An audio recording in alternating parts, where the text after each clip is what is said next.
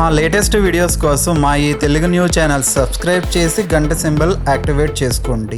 రేపు బుధవారం రోజున రహస్యంగా బీరువాలో ఈ ఆకును పెడితే చాలు, బీరువా మొత్తం నోట్ల కట్టలతో నిండిపోతుంది. వద్దన్న ధనం వస్తుంది. కాబట్టి రేపు బుధవారం రోజు బీరువాలో ఈ ఆకును పెట్టండి. చాలా అద్భుతమైన ఫలితాలను పొందుతారు. ఈ బుధవారం పరమ పవిత్రమైనది కాబట్టి ఈరోజు ఎవరైతే బీరువాలో ఈ ఆకును పెట్టుకుంటూ ఉంటారో వారికి తప్పకుండా ధన సమస్యలన్నీ కూడా తొలగిపోతాయి. ఆర్థిక సమస్యలనేవి ఉండవు. ధన సమస్యలన్నీ కూడా పోతాయి. ధన ద్వారాలు తెరుచుకుంటాయి. ధనం సంపాదించే మార్గాలు తెలుస్తాయి. కొంతమంది బీరువాలో ఎంత డబ్బును పెట్టినా అది ఉండదు. ఉదయం పెడితే సాయంత్రానికి లేదా మరునాటికి ఖర్చు అయిపోతూ ఉంటుంది. ఎంత సంపాదించినా చేతిలో ధనం నిలవదు. ఎంత దాచుకుందామనుకున్నా బీరువాలో ధనం నిలవదు. ఫ్యూచర్ కోసం కొంత ధనం దాచుకోవాలని అందరికీ ఉంటుంది. మరి అలా ధనం దాచుకోవాలన్నా, బీరువాలో ధనం నిలవాలన్నా బుధవారం రోజు ఒక చిన్న పరిహారాన్ని చేయాలి. ఏమీ లేదు, జస్ట్ బీరువాలో ఈ ఆకును పెడితే సరిపోతుంది. మరి ఇంతకీ ఈ బుధవారం రోజున బీరువాలో ఏ ఆకును పెట్టాలి అనే విషయాన్ని ఇప్పుడు మనం ఈ వీడియోలో వివరంగా తెలుసుకుందాము. అంతకన్నా ముందు అసలైన దేవుడు ఎవరో తెలిపే పవిత్ర కథను విందాం. అంతకన్నా ముందు కామెంట్ బాక్స్లో జై శ్రీరామ్ అని కామెంట్ చేయండి. ఒకసారి రాక్షసులకు దేవతలకు మధ్య యుద్ధం జరిగింది. దేవతలందరూ కలిసి బాగా యుద్ధం చేసి రాక్షసులని ఓడించారు. రాక్షసుల్ని జయించిన సంతోషంతో దేవుళ్ళందరూ కూడా తమను తామే అభినందించుకున్నారు. అందరూ ఒక చోట కలిసి సంబరం చేసుకోవాలని కూడా అనుకున్నారు. వారి ఆనందానికి అంతు లేకుండా పోయింది. రాక్షసుల్ని ఓడించడానికి తమ బల పరాక్రమాలే కారణమని, తమ కష్టంతోనే రాక్షసుల్ని ఓడించగలిగామని వెర్రవీగిపోతూ ఉన్నారు. వాళ్ళు ఓడించినది మామూలు వాళ్ళను కాదు కదా, రాక్షసులను. ఎంత కష్టం, అందుకే అంత ఆనందము, అహంకారము. ఇదంతా అసలు దేవుడు చూస్తూ ఉన్నాడు. వీళ్ళందరూ తమకు ఉన్న బలంతోనే రాక్షసుల్ని ఓడించామని అనుకుంటున్నారు.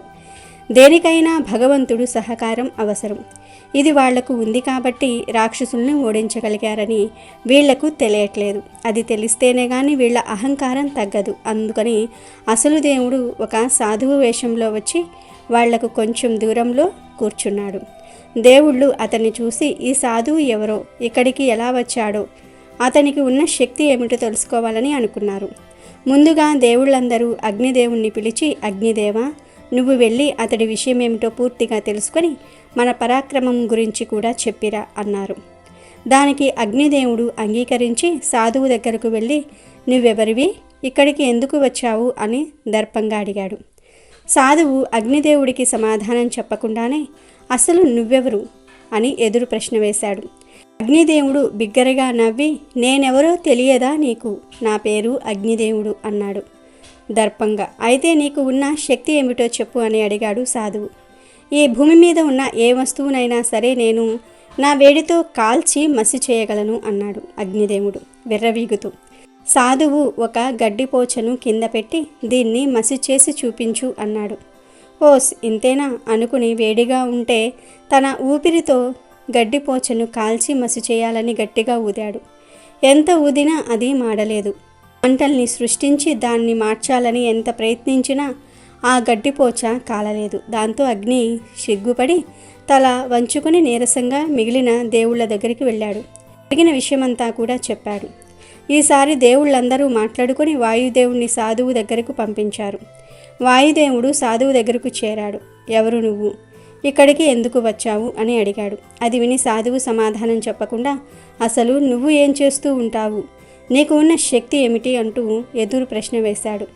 ఆ ప్రశ్నకు సమాధానంగా వాయుదేవుడు, నా పేరు వాయువు, నేను వాయుగుండాలు, తుఫాన్లు సృష్టించగలను అన్నాడు ధీమాగా.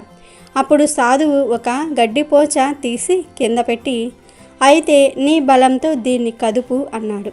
వాయుదేవుడు దాన్ని చూసి ఇంతేనా అనుకుని తన శక్తినంతటినీ కూడా దానిపై ప్రయోగించాడు.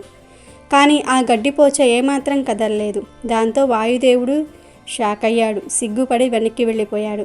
జరిగిన విషయమంతా కూడా దేవుళ్లకు చెప్పాడు. ఈసారి సాధువు సంగతేమిటో తెలుసుకొని రమ్మని వాళ్ళు ఇంద్రుణ్ణి పంపించారు. తమ దేవుళ్లకు సహాయం చేయడానికి ఇంద్రుడు బయలుదేరి వెళ్ళగానే సాధువు అక్కడి నుండి మాయమైపోయాడు. ఇంద్రుడు అయోమయంగా అన్ని వైపులకు చూస్తూ ఉన్నాడు. తను వచ్చిన పని పూర్తి చేయాలంటే సాధువు కనిపించాలి. అంతలో అక్కడ సాధువుకి బదులు ఒక దేవత ప్రత్యక్షమైంది.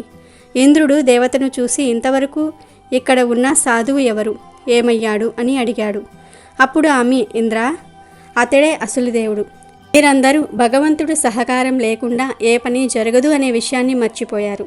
రాక్షసుల్ని ఓడించడానికి మీకు ఉన్న బలమే కారణం అనే భ్రమలో ఉన్నారు. మీ అందరికీ సహాయం చేస్తున్న దేవుడు ఒకడు ఉన్నాడని, అతడి వల్లే మీరు కూడా అన్ని పనులు చేయగలుగుతున్నారని తెలుసుకోలేకపోయారు. ఆయన సహకారం లేనప్పుడు గడ్డిపోచను కూడా కదిలించలేకపోయారు. అది తెలియజేయడానికే భగవంతుడు సాధువు రూపంలో ఇక్కడికి వచ్చాడు. ఆ నిజాన్ని తెలుసుకున్న వాళ్ళల్లో నువ్వు మొదటివాడివి. నీ తర్వాత అగ్ని, తర్వాత వాయువు అని చెప్పి వెళ్ళిపోయింది దేవత. అందుకే దేవతల్లో మొదటివాడు ఇంద్రుడు, తర్వాత అగ్ని, తర్వాత వాయువు అని చెప్తూ ఉంటారు. రాక్షసుల్ని చంపడానికి అవసరమైనంత శక్తిని వాళ్లకు దేవుడు ఇచ్చాడు. అంటే దేవుడు ఒక్కడే అన్నమాట. దేవుడు ఏ రూపంలో ఉంటే మనకు ఇష్టమో ఆ రూపంలో మనం దేవుణ్ణి కొలుస్తూ ఉన్నాం. ఎవ్వరికీ కనిపించని ఆ దేవుడు మంచివాళ్లను ఎప్పుడూ రక్షిస్తూనే ఉంటాడు. మతాలు ఎన్ని ఉన్నా, రూపాలు పేర్లు ఎన్ని ఉన్నా, మేమే దేవుళ్ళం అని ఎంతమంది చెప్పుకున్నా కూడా దేవుడు మాత్రం ఒక్కడే అని ఈ కథ ద్వారా తెలుస్తుంది కదా. కాబట్టి అందరూ కూడా మంచి బుద్ధులతో మంచి పనులు చేస్తూ కలిసిమెలిసి ఉండాలి. ఇక వీడియోలోకి వెళ్లే ముందు ఫ్రెండ్స్, మీరు ఇప్పటి వరకు వీడియోకి లైక్ చేయకపోతే వెంటనే లైక్ చేయండి. అలాగే మా ఛానల్ని కూడా సబ్స్క్రైబ్ చేసుకుని మాకు సపోర్ట్ చేయండి. ఇక విషయంలోనికి వస్తే, రేపు వచ్చే బుధవారం చాలా విశేషమైనది. ఈరోజు ఎటువంటి పరిహారాలు చేసినా 100కు 100% ఫలితాలు వస్తాయి. ఎవరైతే ధన సమస్యలతో బాధపడుతూ ఉన్నారో, బీరువాలో ధనం నిలవట్లేదని బాధపడిపోతూ ఉన్నారో, వారు చక్కగా ఈ బుధవారం ఒక మారేడు ఆకును తీసుకోండి. మారేడు ఆకు చాలా పవిత్రమైనది. మారేడు ఆకుకు ఐశ్వర్యాన్ని ఆకర్షించే శక్తి ఉంది. మన కష్టాలను తొలగించే శక్తి మారేడు ఆకుకు ఉంది. ఆ మారేడు ఆకును బీరువాలో పెట్టండి. అది ఎలా పెట్టాలంటే ఏమీ లేదు. రేపు బుధవారం రోజు చక్కగా ఒక మంచి మారేడు ఆకును తెచ్చుకోండి. చిరుగులు లేని మంచి మారేడు ఆకును తెచ్చుకొని ఆ ఆకును పసుపు కలిపిన నీటితో కడగండి. ఆ తర్వాత కొద్దిగా కుంకుమను తీసుకొని ఆ కుంకుమలో చిటికెడు పచ్చకర్పూరం కూడా కలపండి. తర్వాత ఈ కుంకుమను, కర్పూరాన్ని నీళ్లు కలిపి పేస్ట్ లాగా తయారు చేసి ఆ పేస్టుతో మారేడు దళం యొక్క 3 ఆకుల మీద 3 కుంకుమ బొట్లు పెట్టండి. తర్వాత ఈ మారేడు ఆకుకు కొంచెం ధూపం కూడా చూపించి ఆ ఆకుకు మీ కోరికను చెప్పుకోండి. మా బీరువాలో ధనం నిలవాలి, మాకు ధనం కలిసి రావాలి, ఆ ధనం అనవసరంగా ఖర్చవ్వకూడదు, ఫ్యూచర్ అవసరాలకు ఉపయోగపడాలి అని మనసారా సంకల్పం చెప్పుకోండి.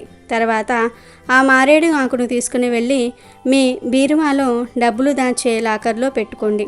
ఇలా ఈ చిన్న పరిహారాన్ని చేసుకోవటం వలన ధనం ఖర్చవ్వకుండా ఉంటుంది. మీ బీరువా ఎప్పుడూ ధనంతో నిండుగా ఉంటుంది. నోట్ల కట్టలతో నిండిపోతుంది. అసలు ధన సమస్యలు అనేవే రావు. ఇలా పెట్టిన ఆకును 6 నెలల తర్వాత మళ్ళీ ఏదైనా ఒక బుధవారం రోజు మార్చుకోవాలి. అంటే పాత ఆకును తీసి పారే నీటిలో పడేసి మళ్ళీ ఇంకొక ఆకుతో పరిహారం చేసుకొని బీరువాలో పెట్టుకుంటే చాలు. ధనానికి లోటనేదే రాదు. కాబట్టి అందరూ బుధవారం రోజు ఈ ఆకును బీరువాలో పెట్టి ధనానికి లోటు లేకుండా ఆనందంగా జీవించండి. బుధవారం రోజు ఈ పనులను చేయటం వలన మీ సమస్యల నుండి బయటపడటమే కాకుండా మీ జాతకం మారిపోతుందని పండితులు చెప్తూ ఉన్నారు. మరి బుధవారం రోజు ఏమి చేయటం వలన మీ సమస్యలు తొలగిపోయి మీరు ఎలా కోటీశ్వర్లు అవుతారో ఈరోజు మనం ఈ వీడియోలో తెలుసుకుందాము. మీ ఇంట్లో ఆహార పదార్థాలను ఈ చిన్న చిన్న పరిహారాలకు ఉపయోగించుకోవటం వలన మీరు జీవితంలో ఎదుర్కొంటున్నటువంటి సమస్యల నుండైనా సరే బయటపడే అవకాశం ఉంటుంది. మీ సమస్యలకు సమాధానం దొరకటమే కాకుండా మిమ్మల్ని అదృష్టం వరిస్తుంది. అంతేకాకుండా మీరు చేసే ప్రతి పని, అంటే ఏదైనా పని మీద మీరు ఆటంకాలు కలుగుతున్నాయి అనుకున్నట్లయితే ఆ ఆటంకాలన్నీ కూడా తొలగిపోయి మీకు విజయం లభిస్తుంది. దీనితో మీరు మీ జీవితంలో ఉన్నతమైన స్థానానికి వెళ్తారు. మీ మాట సంఘంలో గౌరవం, మర్యాదలు పెరుగుతాయి. అంటే మీ మాటకు సంఘంలో గౌరవము, మర్యాదలు, పేరు ప్రతిష్టలు లభిస్తాయి. ఎవరి జాతకంలో అయితే బుధగ్రహం బలంగా ఉంటుందో వారు చేసే ప్రతి పనిలో అద్భుతమైన విజయాలను సాధిస్తారు. ఈ పరిహారాన్ని ఆడవారు, మగవారు ఎవరైనా సరే చేసుకోవచ్చు. బుధవారం రోజు ఉదయం లేదా సాయంత్రం పూట ఈ పరిహారాన్ని చేసుకోవచ్చు. బుధవారం రోజు స్నానాన్ని చేసిన తర్వాత మాత్రమే ఈ పరిహారాన్ని చేయాలి. మీరు ఎటువంటి సమస్య నుండైనా సరే మీరు బయటపడడానికి, ఆ సమస్యకు సమాధానం దొరకడానికి, మీరు చేస్తున్న పనిలో ఆటంకాలు రాకుండా ఉండడానికి బుధవారం ఉదయం స్నానాన్ని చేసుకున్న తర్వాత ఒక ప్లేట్ను తీసుకోండి. దానిలో కొద్దిగా ధనియాలు, కొద్దిగా బెల్లాన్ని పెట్టుకోవాలి. అలా పెట్టుకున్న దానిని మీ పూజ గదిలో మీ ఇష్టదైవం ముందు నైవేద్యంగా పెట్టుకోవాలి. మీ ఇష్ట దైవానికి వివిధ రకాల పూలతో పూజించి ఆ దైవానికి సంబంధించిన అష్టోత్తరాలను చదువుకోవాలి. మీకు ఉన్న సమస్యల నుండి బయటపడేమని చెప్పుకొని నమస్కరించుకొని ధనియాలు, బెల్లాన్ని మీరు మీ కుటుంబ సభ్యులు ప్రసాదంగా స్వీకరించాలి. ఇలా ప్రతి బుధవారం చేయటం వలన మీకు ఉన్న సమస్యలు నెమ్మదిగా తగ్గుముఖం పట్టడమే కాకుండా మీ వ్యాపారంలో ఉన్న సమస్యలు తొలగిపోతాయి, ధనవృద్ధి కూడా కలుగుతుంది. దీనితో మీరు ధనవంతులవుతారు. ఇలా చేయటం వలన మీ కోరికలు నెరవేరుతాయి. గరిక పూసలు అంటే గరిక గడ్డిని లేదా గరిక పూసలను తీసుకోవాలి. అవి కూడా 11 లేదా 21 గడ్డి పూసలను తీసుకోవాలి. ఒక ఎర్రటి దారాన్ని తీసుకొని గరికను మాలలాగా కట్టాలి. ఆ మాలను మీ పూజ గదిలో వినాయకుడి పటానికి లేదా విగ్రహానికి వెయ్యాలి. వినాయకుడిని ధూపదీప నైవేద్యాలతో పూజించి మీ మనసులో ఉన్న కోరికను చెప్పుకుంటే చాలు, ఆ కోరికలన్నీ కూడా నెరవేరుతాయి. ఎందుకంటే విఘ్నాలు తొలగించే ఆ విఘ్నేశ్వరుడికి మీ కోరికలను, సమస్యలను చెప్పుకోవటం వలన మీకు ఉన్న ఆ సమస్యల నుండి బయటపడటమే కాకుండా మీరు ఆనందంగా ఉంటారు. ఇలా 3 బుధవారాలు లేదా 11 బుధవారాలు చేయటం వలన మంచి ఫలితాలను పొందుకుంటారని పండితులు చెప్తూ ఉన్నారు. ఇలా చేయటం వలన కుటుంబంతో ఆనందంగా జీవిస్తారు. మీరు అన్ని విజయాలనే సాధిస్తారు. ఈ 3వ పరిహారం లక్ష్మీ అనుగ్రహం కోసం ధనం స్థిరంగా ఉండడానికి చేసుకోవాలి. బుధవారం రోజు ఒక ప్లేట్ను తీసుకోవాలి. దానిలో చిన్న బెల్లం ముక్కను పెట్టుకోవాలి. ఆ బెల్లం ముక్కపై ఆవు నెయ్యిని కొద్దిగా పొయ్యాలి. ఇలా మీ పూజ మందిరంలో వినాయకుడి పటం ముందు చేసుకోవాలి. ఇలా బుధవారం ఉదయం లేదా సాయంత్రం చేసుకోవచ్చు. బెల్లం ముక్కను వినాయకుడి పటం ముందు పెట్టిన తర్వాత నమస్కారం చేసుకుని దానిని మీరు ప్రసాదంగా స్వీకరించాలి. ఇలా చేయటం వలన మీ జాతకంలో ఉన్న బుధగ్రహం యొక్క అనుకూలత పెరిగి లక్ష్మీ అనుగ్రహం కలుగుతుంది. లక్ష్మీ అనుగ్రహంతో ధనం మీ ఇంట్లో స్థిరంగా నిలబడుతుంది. ధనం ఇంట్లో ఉంటే మీరు ధనవంతులవుతారు. బుధగ్రహం యొక్క అనుకూలత పెరిగితే మీకు అన్ని శుభాలే జరుగుతాయి. ఎందుకంటే బుధగ్రహం శుభానికి ప్రతీక కాబట్టి. బెల్లాన్ని దానిపై ఆవు నెయ్యిని పోసి వినాయకుడికి నైవేద్యంగా సమర్పించటం వలన మీకు ఉన్న సమస్యలు తొలగిపోయి మీరు కుటుంబంతో ఆనందంగా అష్టైశ్వర్యాలతో జీవిస్తారు. బుధవారం రోజు ఉదయం లేదా సాయంత్రం మీ పూజ గదిని శుభ్రం చేసుకోవాలి. తర్వాత ఒక ప్లేట్ను తీసుకోవాలి. ఆ ప్లేట్లో కొంచెం బియ్యాన్ని పోయాలి. ఆ బియ్యంపై ₹1 నాణ్యాన్ని పెట్టుకోవాలి. ఆ రూపాయి బెల్లపైన కొద్దిగా కుంకుమను వేయాలి. ఇలా చేసిన తర్వాత ఆ ప్లేట్ను మీ ఇష్టదైవం ముందు పెట్టి నమస్కారం చేసుకోవాలి.